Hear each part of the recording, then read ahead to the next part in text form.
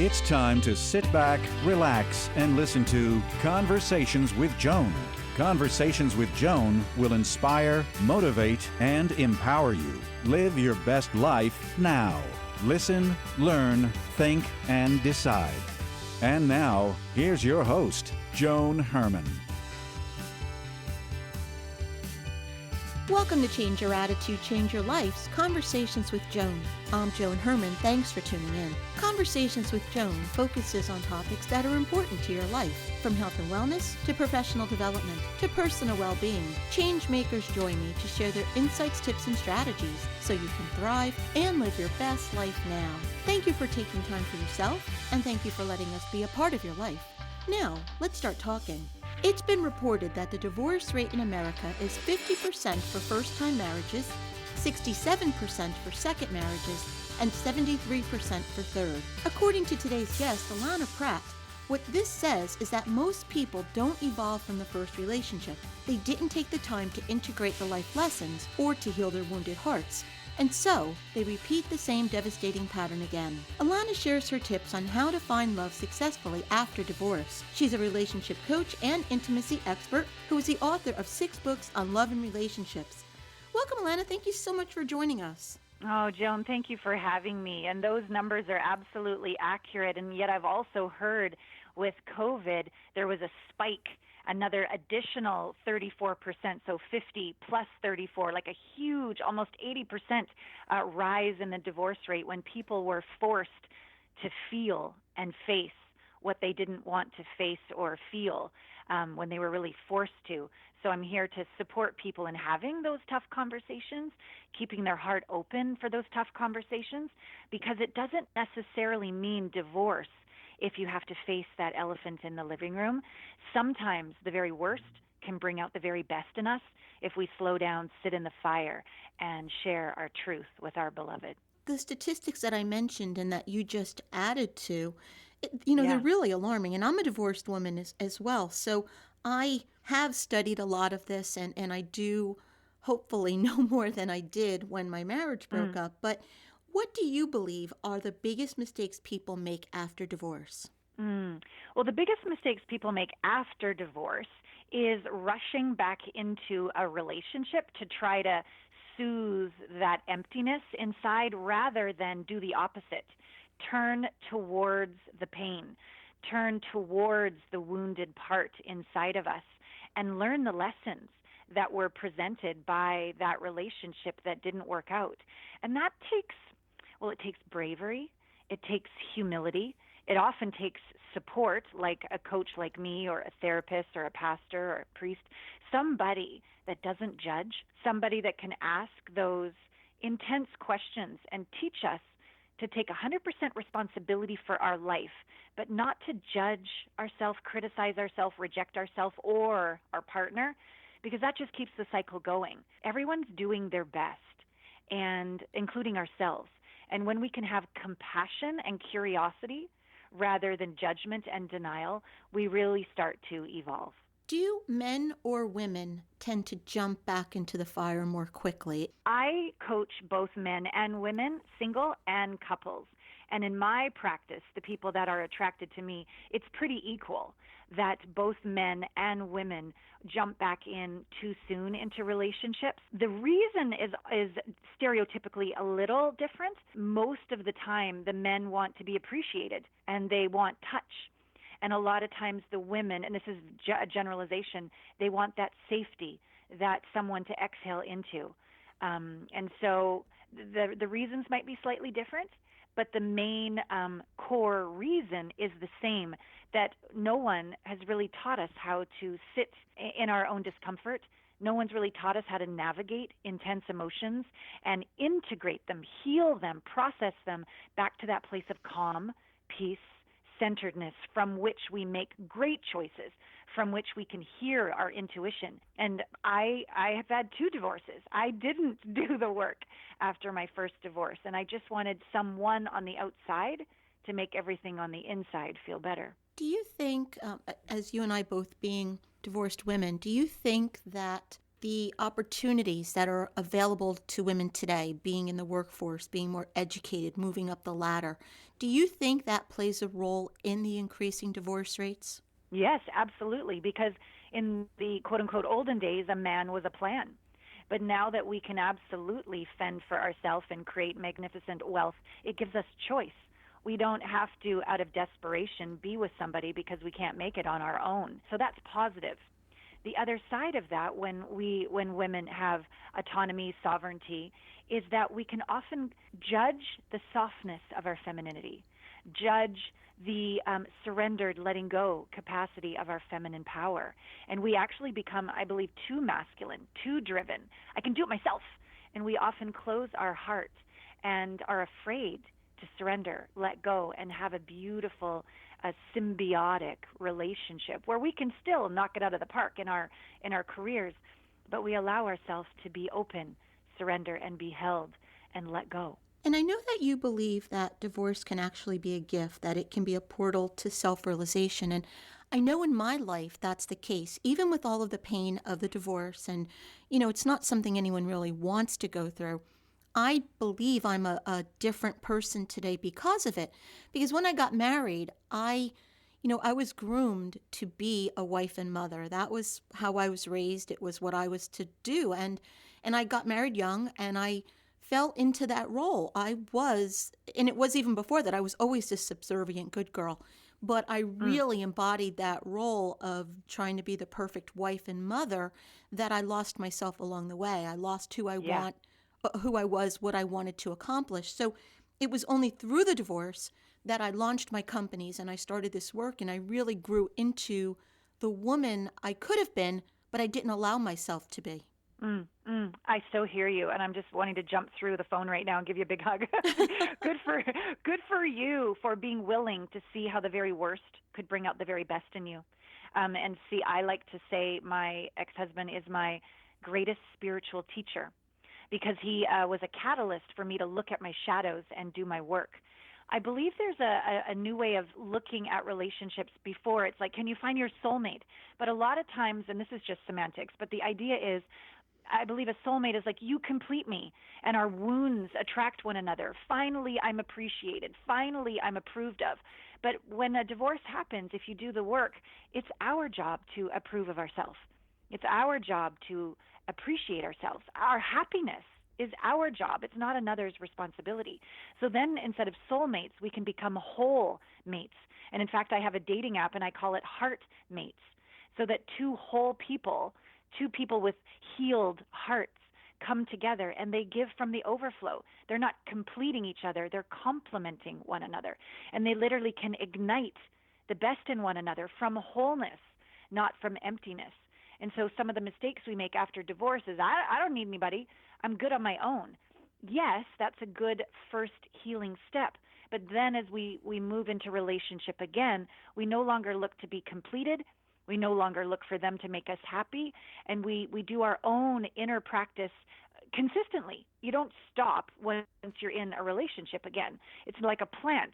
You bring the plant home, you don't stop watering it, right? So we take care of ourselves as a flourishing plant from which we give from the overflow to ignite the best in our partner. And this is magic, because two wholes, that whole is greater than the sum of the parts.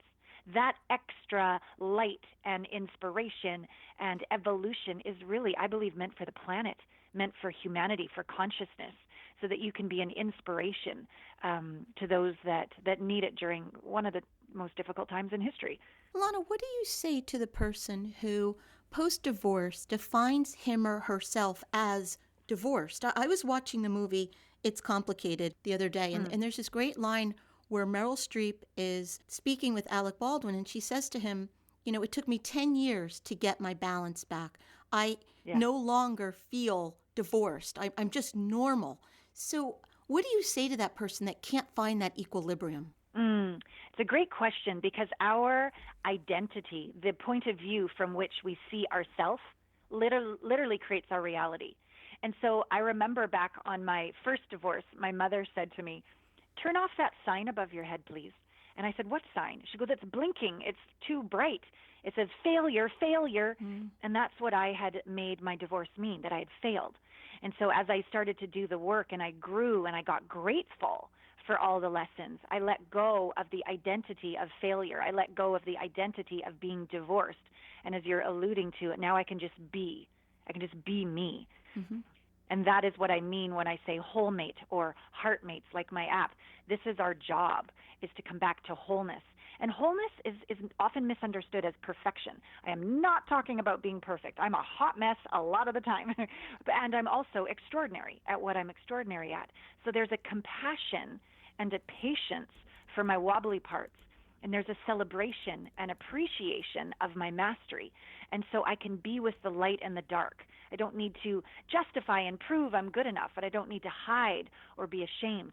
I can just be vulnerable. And this is when you really get to realize vulnerability is actually our greatest superpower. It's just been misunderstood as a weakness, but it's far from that.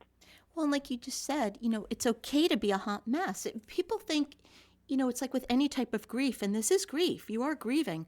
They think that there's this moment where the light switch just flips and everything is great. And, I can tell you, I'm 8 years post-divorce, and sometimes I'll be walking through the supermarket and, I might look at a grocery item or something, and all of a sudden my eyes tear up. And it's okay to have that happen. And hopefully it happens with less and less frequency, but it's not a bad thing. Thank you for saying this, because that moment when we're triggered, we can't create on top of an emotional trigger. And we often try to stuff them away, if you imagine little you inside of your heart, the one who tears up, the one who gets wobbly or insecure from time to time, the old me used to have that emotion arise, and then I would push it down, as if I was hitting little you with a 2x4 and shoving her in the closet saying, don't let anybody know. But now it's different. I learned that we can't create or destroy energy. We can transform it, though. We can be alchemists. And so when that emotion arises in the grocery store, when you see an item that reminds you of a time with your ex, go towards that. Breathe into it. Lean in. Because if we can stay present with that energy and not judge it, not fix it, and literally have the energy of, I will sit with you, little wobbly, sad part, for eternity, if that's how long you need. I got you. I love you. There's nothing wrong with you. I'm here. I acknowledge you. I validate you. If you can be that compassionate way with yourself, that energy begins to transform into the wisdom that the lesson learned. And so we're no longer trying to operate on top. I call it like sprinkles on top of the ice cream cone of crap. We don't try to push away this anymore. We literally begin to embody and integrate these lessons into a new baseline, a new 0 point, where that trigger no longer triggers us. And that's when we know we've done the work. When we can stay present. We still might feel an emotion, but we can stay present, heart open with ourselves, and then we can give that gift to our partner and stay present with them. It's always about becoming the one to find the one or awaken the one we're with. So we've been talking about divorce. When I opened, you spoke about the pandemic and these new statistics of what's going on within relationships due to all of this quarantining and being trapped together in the home. And using the word trapped, I mean, maybe I should find a better word, but being together in the home. So let's look at this dynamic from two different angles. The first one being, what is this doing to relationships that are already in trouble? What is it bringing to light? And then the second point, is there something we can do to salvage those relationships so they don't end up in divorce? Yeah, great questions. The ones that were never really meant to be, or they'd completed their sacred contract a long time ago, but they just didn't want to deal with it. The gift of being quote unquote trapped is that you can't run away anymore. You can't just get on Facebook. You can't just leave on a business trip. Like, you've got to face it. And the good news is you can learn to consciously uncouple. You don't have to blame each other in order to leave. You don't have to have an affair in order to leave. You can literally sit down in gratitude and say, thank you for everything I've learned. Thank you for what you've shown me. And say, and my truth is, I'm complete. And you can be grateful. I'm better with this because of you. I've grown here because of you. And these people that I've been coaching, these couples, we've gotten to a place, and it's taken a few months, and there's been a lot of intensity, And they didn't really want to stop blaming each other, and they didn't really want to take full responsibility for their life, and they didn't want to stop criticizing themselves. Like, there was a lot of steps we went through, but we've come to a place where they are okay that the 10-year marriage is complete. And from grace, they are creating a co-parenting relationship where the home is no longer this toxic, you can cut it with a knife energy for the kids, that they can show we still love each other. It's just a different kind of love now.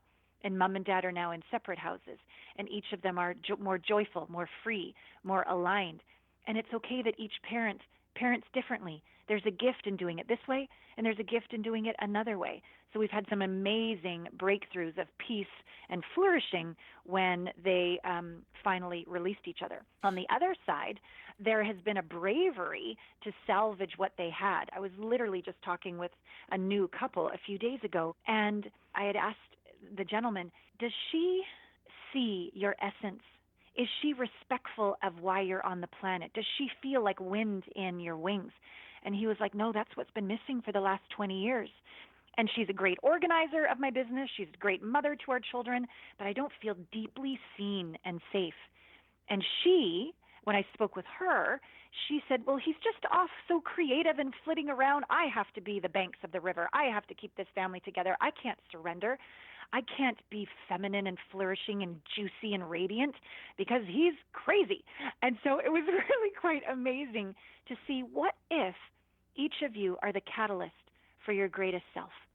What if the challenges that you're, or annoyances are actually your greatest learning points for your own evolution? And so we got to a place where he could be a little more grounded, and she could be a little more open. And they're really looking at like a phase 2 of their 20-year marriage for another 20 years, where they see each other as their greatest gift to awaken rather than their greatest annoyance to kill off. And I think working with someone like you really can make all the difference in the world, because listening to you, I think that if we had gone to an outside person who could see it with a new set of eyes, a new pair of eyes, and lead us through some exercises, I think the relationship could have been salvaged. It's just we couldn't do it on our own, and we couldn't see it on our own. So I think that that's a wonderful point you make about, whether with someone like you or anyone who can help, it's having someone teach you how to look at your love, the other person, in a new way, to push all of that stuff away. Because after so many years of marriage, you become the nag and the person who's this and that. And it's really just finding that love again, finding just seeing that person for whomever he or she really is. Yeah, it's well said, because when our point of view creates our reality and we think we know who they are already, we're not even listening. We're actually not even present. And another couple that just started to work with me, they have this consistent pattern of conflict and this need to be right and dominate each other. And then they have these moments of winning, but the other one lost. It's a win-lose way of communicating. So I got them to communicate in a way that I call a dyad. And all you get to say when it's a very sacred container, it's like 45 minutes, you go through certain questions. But when you go back and forth sharing, the person that just heard says thank you. They're not allowed a rebuttal. They're not allowed to say, yeah, well, when you blah, blah, blah. Nope, you just say thank you. And thank you doesn't even mean I agree, but it means I heard you and I understand.